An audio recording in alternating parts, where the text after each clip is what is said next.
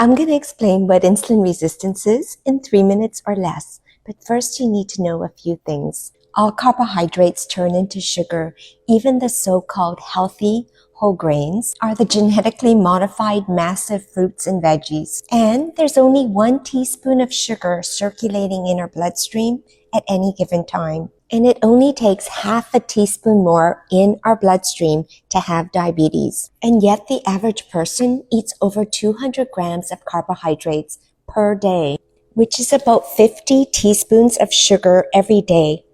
Insulin is a hormone released by our pancreas to bring blood sugar down. Insulin acts like a key that opens the door to allow the sugar to go from the bloodstream into our cells to be converted into energy. When we're eating about 50 teaspoons a day, insulin is working overtime. So if you're looking at an average day with breakfast, lunch, and dinner, and usually snacks in between, we are eating 5 to 6 times a day. And every time we eat, our blood sugar goes up and insulin is released to bring the blood sugar down. But because we're eating all the time and it's usually high carbohydrate, sugary foods, insulin stays up all the time.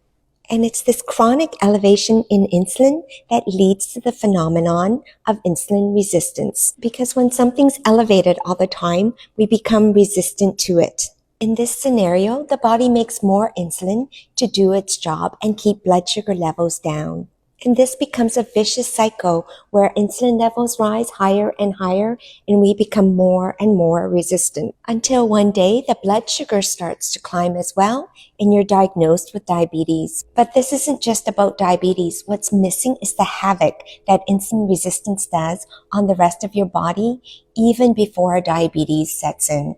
And that's because insulin has hundreds of other functions in addition to its role in blood sugar metabolism.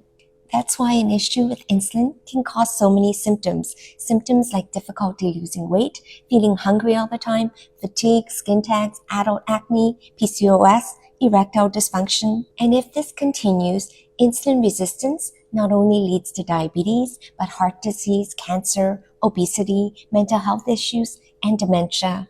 So what's the solution? Dietary and lifestyle strategies to bring and keep insulin down. I'll see you in the next video.